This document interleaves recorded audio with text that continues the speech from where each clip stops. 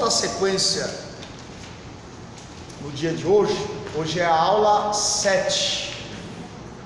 Aula 7, página 16, capítulo 5.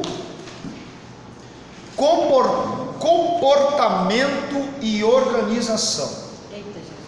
Hoje o nosso assunto, para vocês que estão aqui e para vocês que estão em casa, ele vai envolver o nosso comportamento ético e a nossa organização como obreiros. Bom, acompanhe comigo aí a leitura da apostila nova. Quem ainda não tem? Todos têm, né? A nova que eu entreguei agora. Você tem? Tá. Capítulo 5, página 16, é a continuidade, tá? Da primeira parte. Bom, vamos lá. Já que o meio influencia o comportamento humano, agora vamos analisar como esse comportamento acontece dentro da igreja, que é uma organização composta por quem? Pessoas. Por pessoas. É muito importante nós, obreiros, obreiras, sabemos, isso aqui que eu vou falar, se eu falasse isso para as ovelhas teriam dificuldade de entender o que eu vou dizer. Talvez alguns aqui tenham dificuldade de entender, ou melhor, de assimilar que quando nós falamos de igreja, nós falamos do CNPJ e do CPF, pessoas físicas. Quando eu falo de CPF, estou falando de pessoas, ovelhas, porque a igreja é composta pelo CPF. A igreja é composta pelo CPF, mas por trás do CPF tem o CNPJ. A pastora que faz a administração, com certeza vai assimilar o que eu vou dizer aqui. Quando se fala de CNPJ, nós falamos da área administrativa. Por quê? Quando eu falo de CNPJ, eu estou me referindo à empresa. Querendo ou não, a igreja é uma máquina, é uma empresa, e ela precisa necessariamente ser vista como uma empresa. Mas aí alguém pode questionar: poxa, a igreja é uma empresa. É uma empresa. Por quê? Porque tem que ter o presidente da empresa, no caso o pastor. Esse pastor precisa ter uma outra pessoa que administra, e essa pessoa que administra vai distribuir as funções. Eu não sei se aqui ainda tem, mas provavelmente no futuro tenha uma secretária de departamentos, uma tesoureira. Você entendeu? Essas pessoas que executarão essas funções, elas farão parte dessa empresa. Então, você obreiro precisa entender que a igreja é uma empresa e ela funciona como uma empresa. É assim que funciona. Por quê? Porque tem conta para pagar. Aqui, para essa porta estar aberta, com certeza foi aberto um CNPJ. Através desse CNPJ, a igreja recebeu uma isenção de impostos. Ela não paga o IPTU do prédio. Por exemplo, aqui era um buffet, certo? Esse buffet pagava IPTU. Mas pela Constituição, quando isso aqui se transforma numa igreja, tenho certeza que quando os pastores foram até o cartório para alugar esse salão, eles apresentaram no CNPJ que ali seria uma igreja. Automaticamente a igreja recebeu uma isenção do imposto chamado de IPTU. Então a igreja, esse prédio, não paga IPTU. Isso é bom para a igreja e bom para o proprietário. Por isso que é mais vantajoso para um proprietário alugar para uma igreja, porque ele não paga o IPTU. né? Ele não paga o IPTU, ele recebe o aluguel integral, e aí a igreja só fica com os custos da manutenção do prédio, né? As despesas. E isso, o corpo de obreiros precisa entender. Por quê? Porque a gente tem que separar o espiritual do material. Porque veja bem, dentro de uma cidade como a nossa, local, bairro onde a igreja está situada, uma avenida, isso aqui, gente, vai subir o nível das responsabilidades administrativas. Por exemplo, eu não sei, pastora, não sei se já chegaram a comunicar alguma coisa. Por exemplo, lá no prédio onde nós congregamos, o arquiteto da igreja, baseado nas normas do Estado, orientou para que o púlpito tivesse aquela grade preta de proteção. Por quê? Porque uma criança pode subir naquele púlpito e cair, e aí a responsabilidade é do CNPJ. Ou seja, se acontecer algum problema, que Deus o livre. Nós tivemos recentemente, quem lembra da igreja Renascer que o teto caiu? Lembra? Quantas pessoas morreram? Vocês lembram? 7 pessoas morreram. Aí eu te pergunto, quem é que responde criminalmente? O CPF ou o CNPJ? Então o seu CNPJ está isento. A igreja, no CNPJ, e aqui o CNPJ não é só o pastor, é o corpo administrativo, é responsável por qualquer incidente e acidente que acontecer dentro do ambiente. Por exemplo, ali temos um corrimão. Se ali não tivesse aquele corrimão e alguém escorregasse essa escada aí, porventura viesse quebrar a perna, e se essa pessoa entrar com uma ação na justiça, a igreja, no caso o CNPJ, é obrigada a pagar uma indenização para ela. Então essas questões a gente precisa estar à parte. Se atrasar aluguel, o que acontece aqui? Isso aqui vai tudo para fora. Vem uma ordem de despejo, balbal. Então essa questão administrativa, ela precisa ser entendida. A igreja, além do CPF, CNPJ. Quando eu falo de CNPJ, eu falo de organização empresarial. Querendo ou não, gente, e não soa um absurdo que eu vou dizer, querendo ou não, o pastor da igreja, ele é um empresário da fé. Por quê? Porque ele é o responsável pelo CNPJ, pelo CPF. Você está sendo levantado por Deus para cuidar do CPF, mas o pastor, CNPJ e o CPF junto. É ou não é uma responsabilidade? Eu te pergunto, quer unção aí na cabeça? Não. Quer unçãozinha? Então a gente às vezes tem que repensar quando nós formos fazer algum tipo de crítica.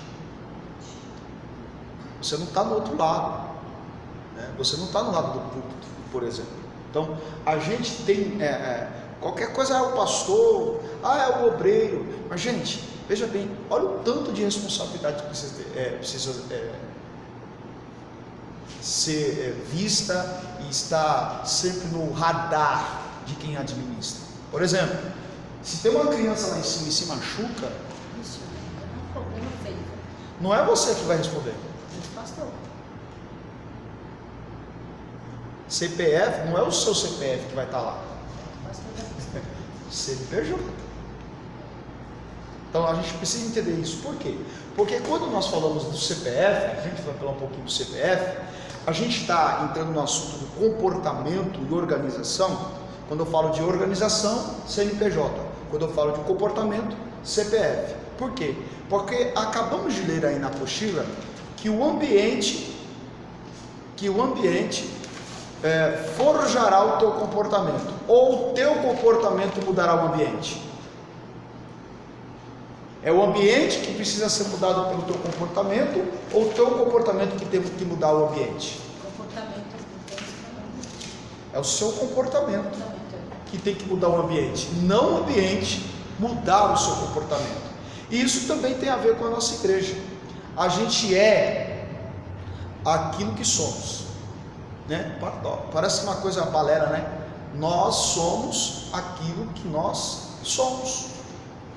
Veja aí na apostila, dando continuidade, olha só. A nossa personalidade é imutável, só Deus pode trabalhar nela, uma vez que a herdamos geneticamente de nossos pais. Ela não pode ser mudada, mas pode ser controlada e orientada. Já nosso caráter não é herdado, e sim adquirido, de acordo com o meio em que vivemos. Pode ser mudado e trabalhado tanto por Deus como pelo próprio indivíduo ou outros. Todo ser humano tem a capacidade de percepção para isso. Percepção é o processo pelos quais os indivíduos organizam e interpretam suas ideias para dar sentido à sua vida e ao meio ambiente onde estão. Duas coisinhas que eu quero pontuar aqui. Primeiro, lembra que eu falei da aula que nós tivemos? Até citei Pedro e João. Eu falei aqui com vocês que Deus, Ele não muda o seu temperamento, sua personalidade. É claro que a partir do momento que você aceita Cristo, a sua personalidade agora é modelada pelo Espírito de Deus. Deus não tira a sua personalidade, porque você herdou, você é o que você é. Quem aqui é enérgico, continua sendo enérgico. Quem tem uma personalidade forte, continuará com essa personalidade forte. O grande problema é nós identificarmos a personalidade de alguém. Por quê? Se eu pegar alguém com uma personalidade forte, se eu tratar ela de forma ríspida, eu vou ter um problema de relacionamento. Então, cada um de nós temos uma personalidade, e cada um de nós temos que entender a personalidade do outro. Às vezes você pode até falar de uma forma, de um jeito, que aquela pessoa não vai se incomodar, mas aquele outro colega, se você for falar igual, você vai ter um problema. E aí o que acontece? A igreja é composta por obreiros, e se o corpo de obreiros tiver com problema de relacionamentos, isso vai prejudicar a espiritualidade da igreja. Tem coisas que não acontecem no mundo físico, não é por causa do mundo espiritual, é porque no mundo físico está tendo barreiras em que o mundo espiritual não pode atuar. A igreja é mais ou menos assim, gente, ó. A igreja é mais ou menos assim. Tente imaginar uma corrente.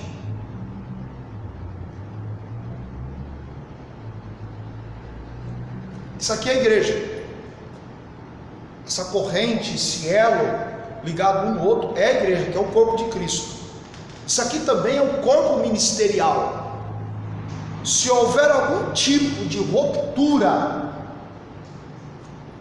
dentro do corpo ministerial, isso vai afetar espiritualmente toda a igreja.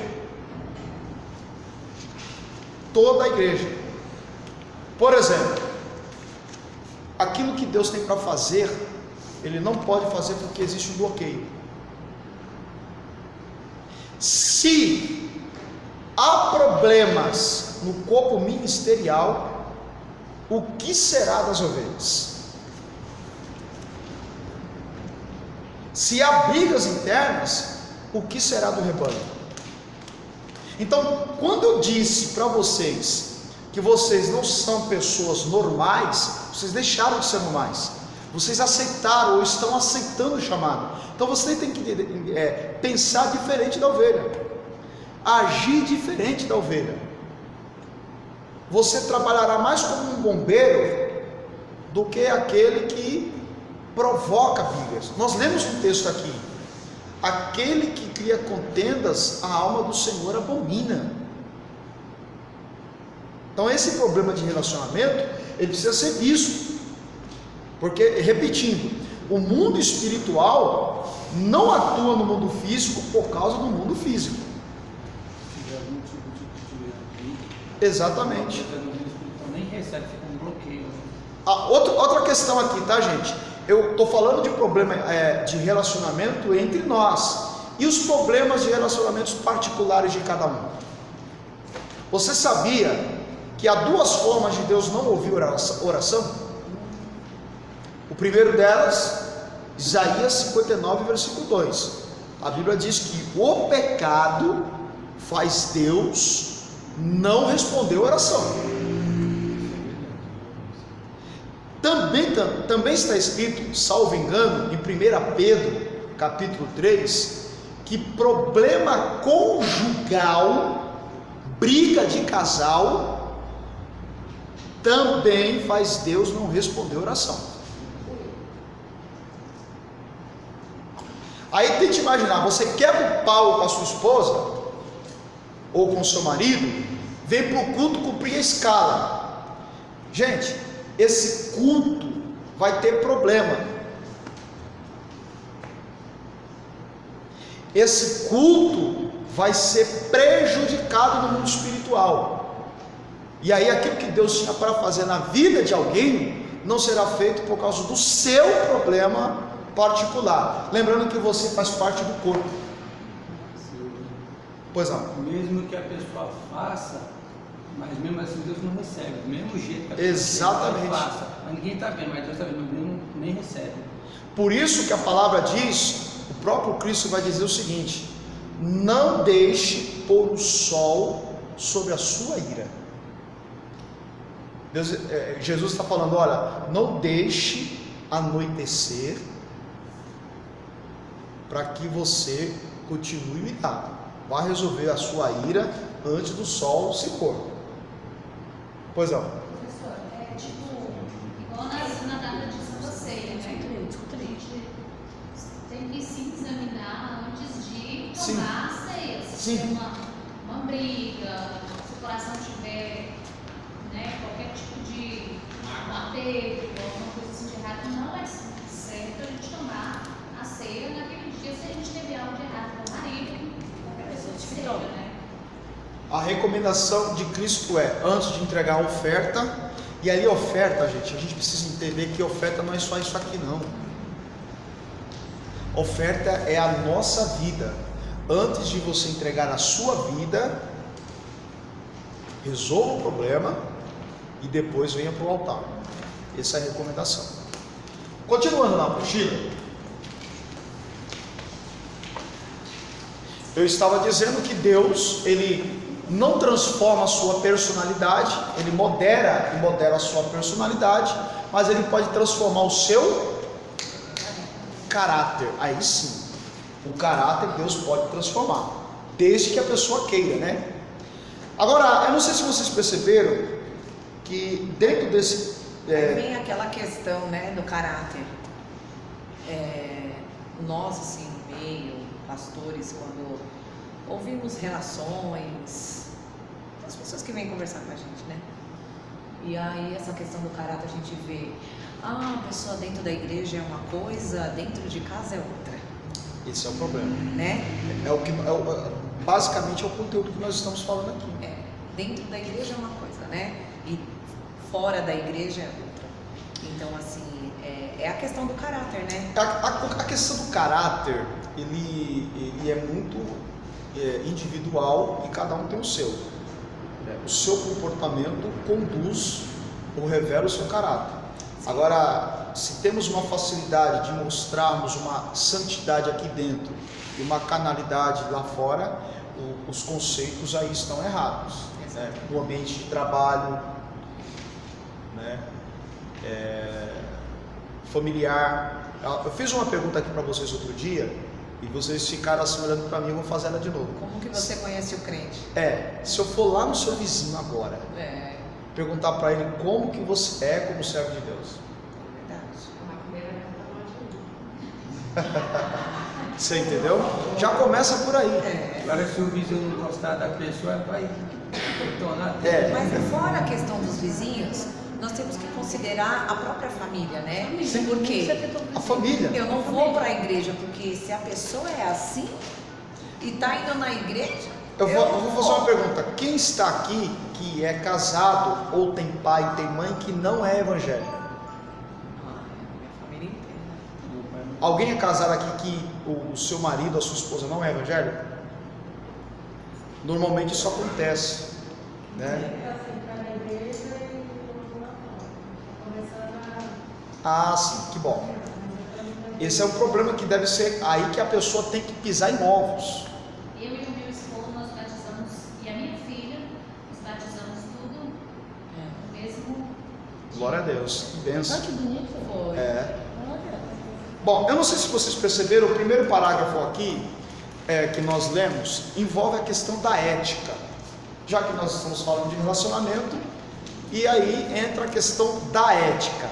Abra comigo a Bíblia de vocês, em Mateus capítulo 7. Veja o padrão de ética que Cristo estabeleceu no Sermão da Montanha, em Mateus capítulo 7, versículo 12.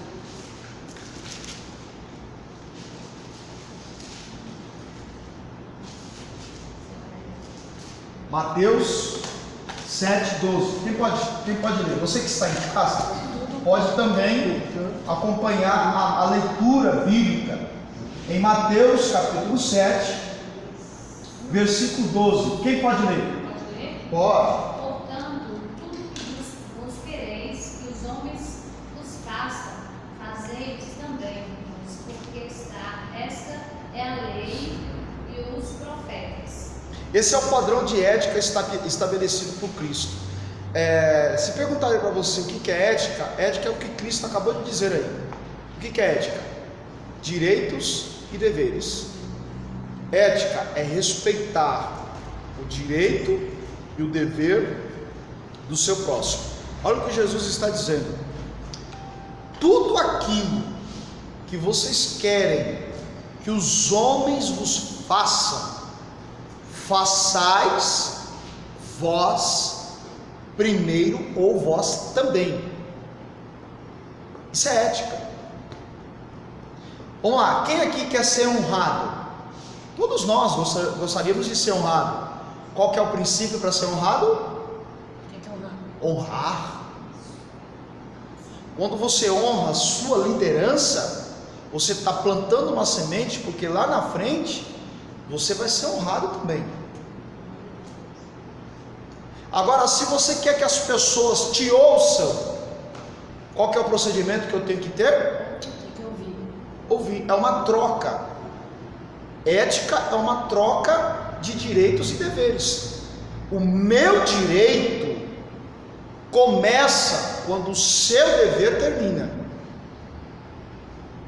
Isso é o padrão de ética estipulado por Cristo. E isso tem que ser levado para dentro do ministério. Eu, por exemplo, como diácono, eu tenho que respeitar o presbítero como uma autoridade acima de mim. Eu, como presbítero, eu tenho que respeitar o evangelista, porque está um cargo ministerial acima do que eu. Eu, como evangelista, eu tenho que respeitar o meu pastor, porque o meu pastor, além de ser o meu pastor, aquele que vela pela minha alma, ele é o meu superior. A gente precisa entender essa questão de ética ministerial. Gente, se você foi colocado na escala, quem não está na escala não pode ocupar o espaço daquele que está na escala, porque já tem uma pessoa que está na escala. Então vem para o culto, senta, ouve, come da palavra. Agora, se não tiver aquela pessoa na programação, aí você, por ética, tem que ocupar aquele espaço. O que não pode é a porta estar vazia. O que não pode acontecer é crianças estarem transitando aqui sem uma responsável ou um responsável aqui. A organização do culto depende muito dos diáconos. Pois não, filho? A ética, a primeira coisa que eles aprendem no exército é isso. A ética é a hierarquia. Exatamente. Passar para depois você repassar o que você já passou.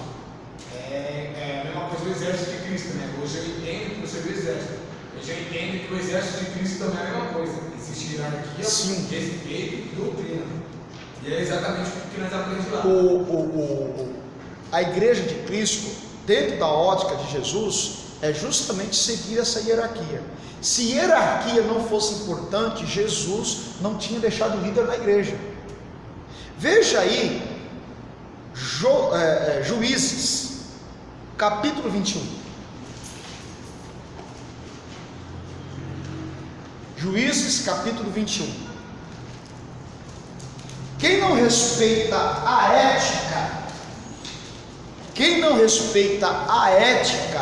Benjamin. tende a querer viver um estado de anarquia. Se eu não me engano, é o Juízes capítulo 21, versículo 25. Vamos lá? Naqueles dias não havia rei em Israel, porém cada um fazia o que parecia reto aos seus olhos. Foi a queda de Israel. Na época de Juízes, olha o que o texto está dizendo. Naqueles dias não havia juízes sobre Israel, e o que cada um fazia? O que achava que tinha que fazer. Se você pegar o livro de Juízes, olha só os problemas de quem não gosta de cumprir regras. Você vai encontrar estupro coletivo dentro de Israel. Você vai encontrar homossexualismo no livro de Juízes.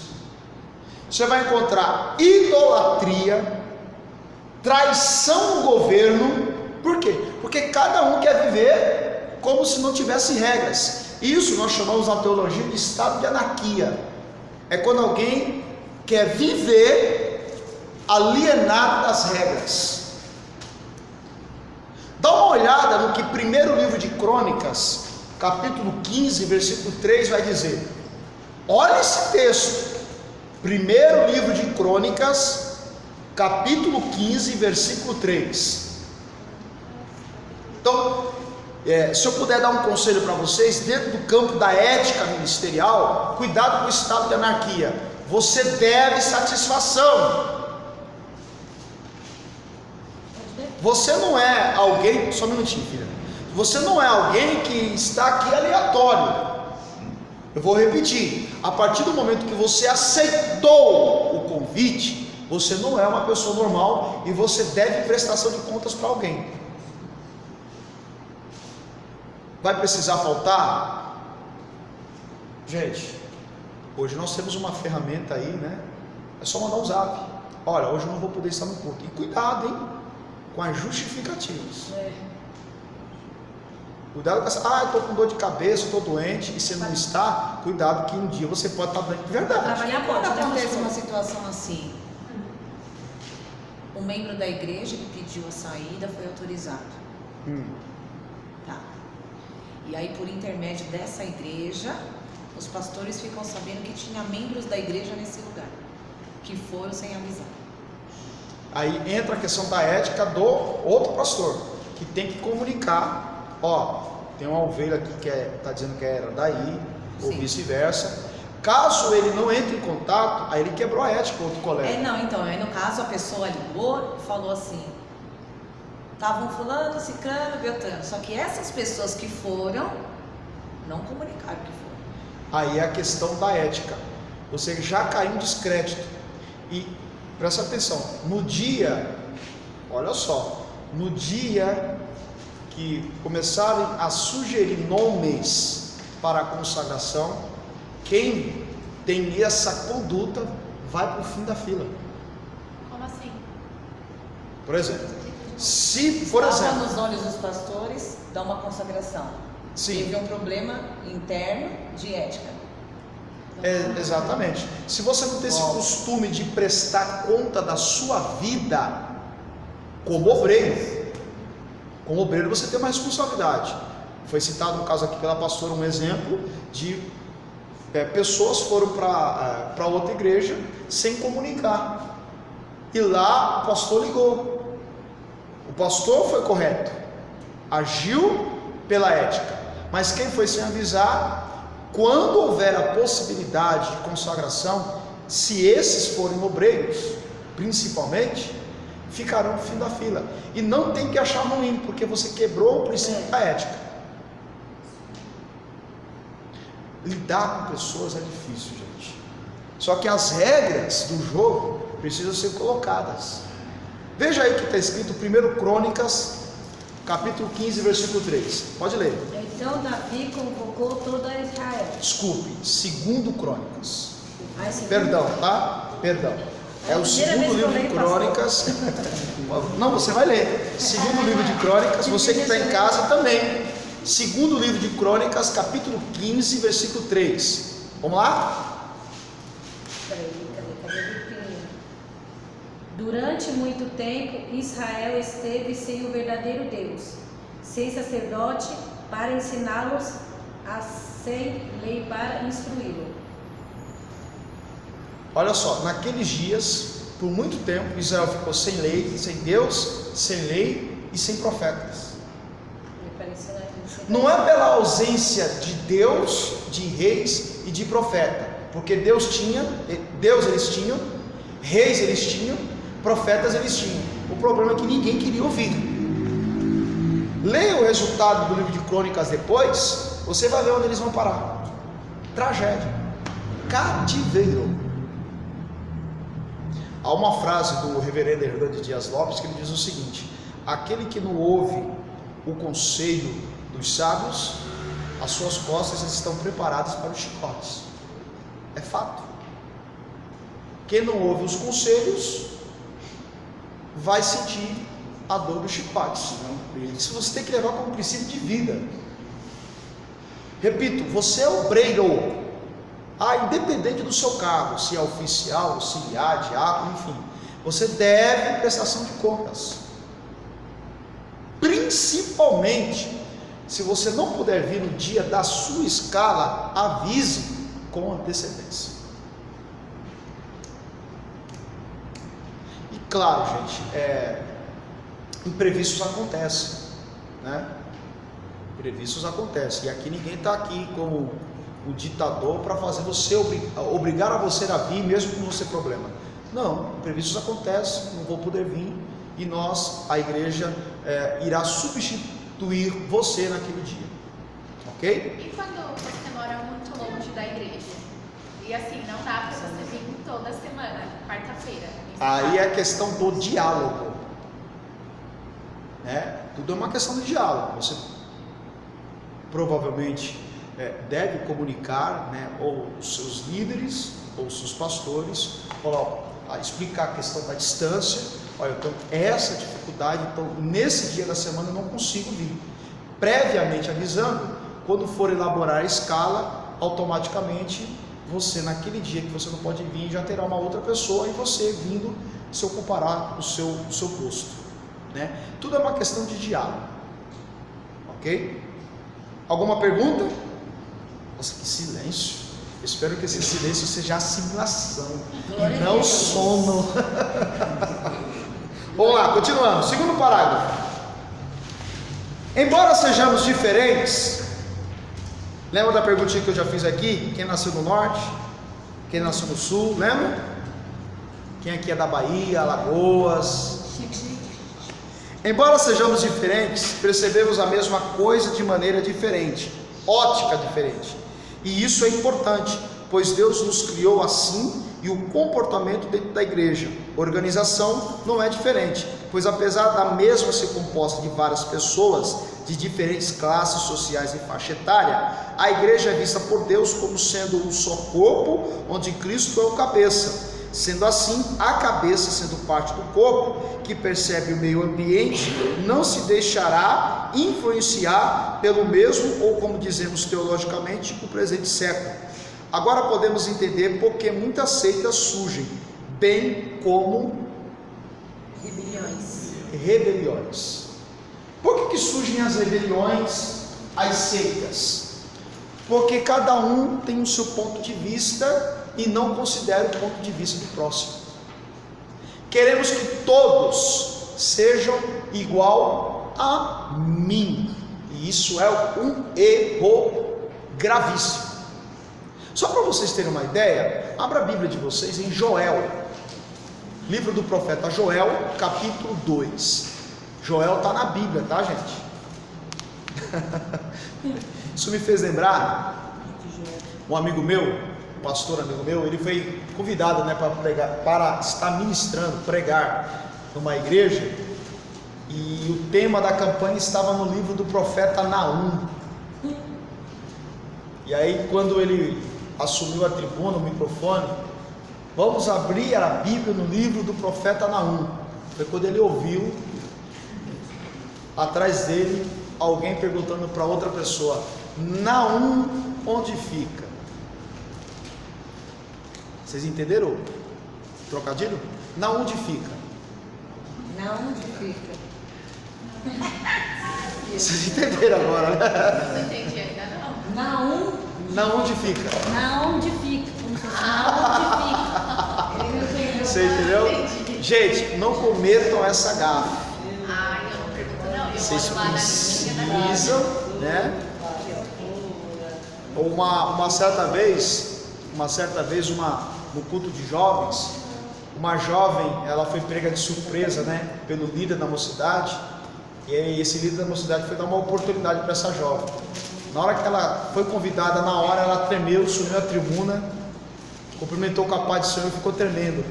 Aí ela abriu a Bíblia assim, aí ela não vigiou, né, mandou um PQP bem no microfone. PQP, aonde está aquele texto? Foi, você tem, né? Tem, né? Cuidado com esses equívocos. Ela falou que Maria Aí já foi. Aí já foi. Não tem mais. Aí. Deus abençoe, agradeço a oportunidade. Desce, vá se reciclar. Não cometa esse equívoco. Eu tenho medo de falar Ave Maria no meio de todo mundo. Cuidado. Não, é costume. Meu Deus. Não, é costume. Esses vícios a gente vai se livrando dele aos poucos, tá, gente? Tá? Joel o quê? Joel 2:28. Quem pode ler? Eu não sei. 28. Isso. E acontecerá depois que derramarei o meu espírito sobre toda a carne, vossos filhos e vossas filhas profetizarão, vossos velhos sonharão e vossos jovens terão visões. Aleluia. Agora, Atos 2:16. Fala a mesma coisa, não fala? Isso, a mesma coisa. Eu vou explicar por quê.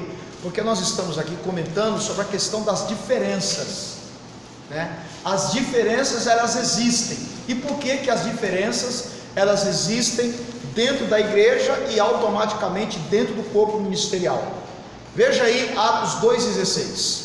Mas o que ocorre é o que foi dito por intermédio do profeta Joel. E acontecerá nos últimos dias, diz o Senhor, que derramarei do meu espírito sobre toda a carne, vossos filhos e vossas filhas profetizarão, vossos jovens terão visões e sonharão vossos velhos. Olha só, esse texto de Atos 2:16, ele é muito importante. Por quê? Porque esse texto de Atos 2 está narrando o nascimento da igreja no dia de Pentecostes. Se você pegar lá no começo do capítulo 2, cumprindo-se o dia de Pentecostes, estavam todos reunidos no mesmo lugar. De repente ouviu-se um som veemente e impetuoso, encheu toda a casa onde eles estavam assentados. Foram vistas línguas repartidas como que de fogo, que pousaram sobre a cabeça de cada um deles. E todos foram cheios do Espírito Santo. Aleluia, Jesus. A Bíblia completa, mas Aconteceu isso aqui no sábado. Foi? Ô, glória. Aconteceu isso aqui no sábado. Deus é fiel, né? Então veja bem, aí nasce a igreja. E aí, por ocasião da festa dos Pentecostes, existem pessoas de 16 nações, judeus que estão espalhados na Ásia, que estão de viagem em Jerusalém para justamente celebrar a festa.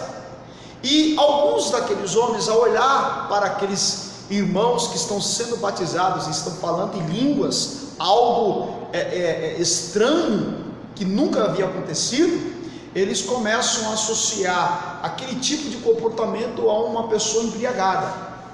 Eles acusam aqueles irmãos de estarem embriagados às 9 horas da manhã.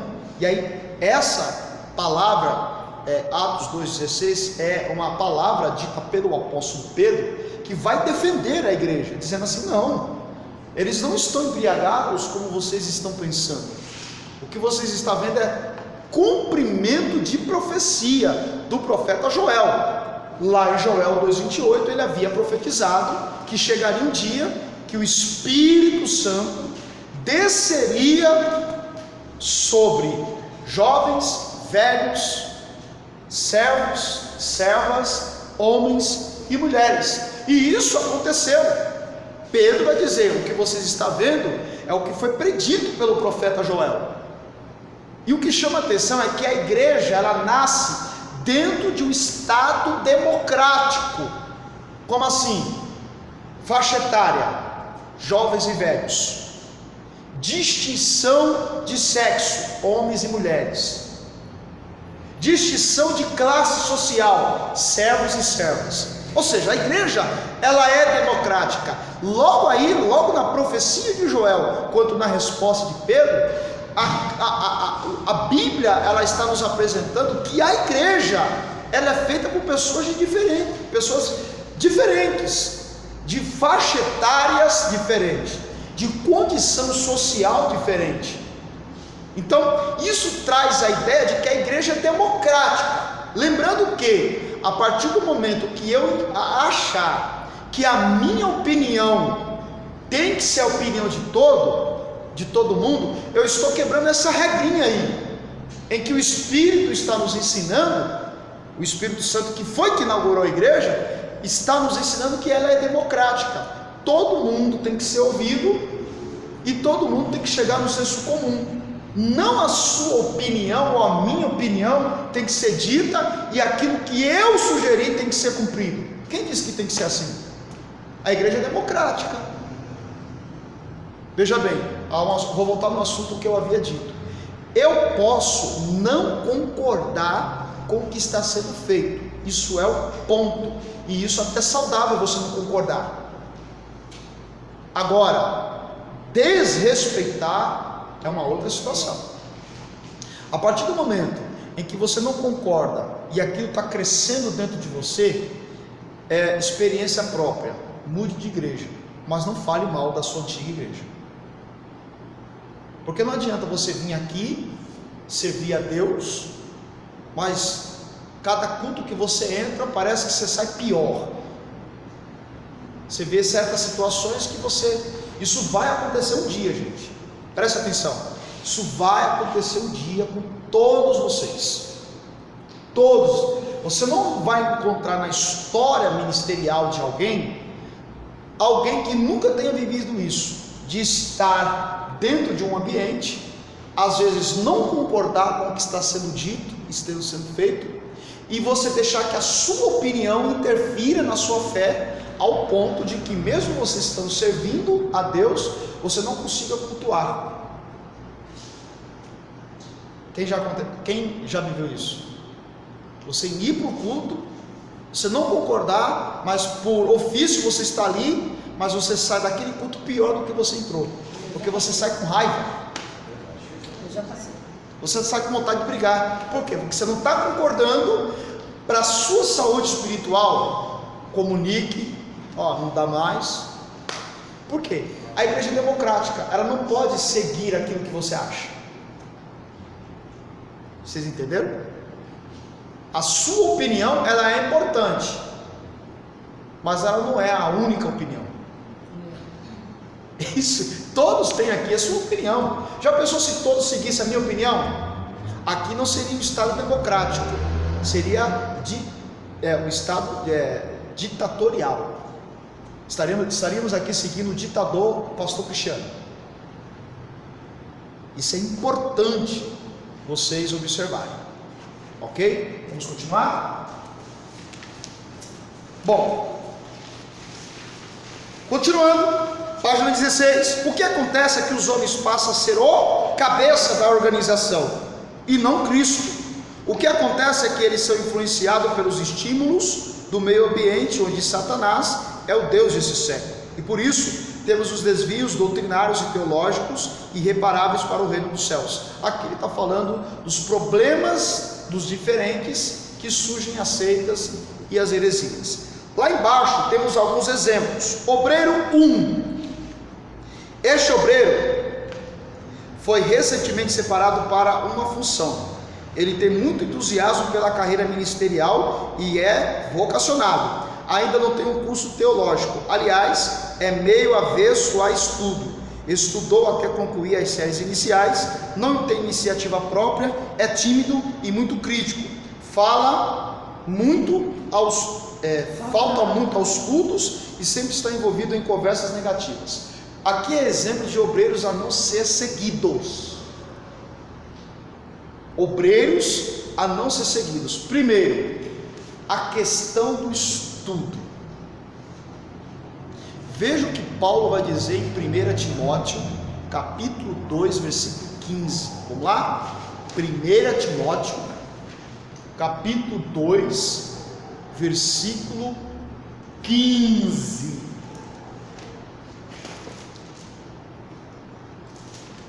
É igual que nós vemos na Bíblia, né, pastor? Tem uma hora. Salvar-se-á, porém, Desculpa. 2 Timóteo. Pastor Jesus. Eu estou confuso hoje. É 2 Timóteo, tá, gente? Você aí de casa. 2 Timóteo 2,15. procura apresentar-te a Deus, provando como obreiro que não tem de que se envergonhar, que maneja bem a palavra da verdade. Olha só o que Paulo está dizendo para Timóteo: procura te apresentar-te aprovado. E aqui esse aprovado é consequência do manejar a palavra de Deus. E se você prestar bem atenção e procurar no dicionário, me presta atenção, Bíblia. A palavra ou verbo manejar é isso aqui, gente, ó. Folhar. Eu tenho que dominar. É claro que ninguém aqui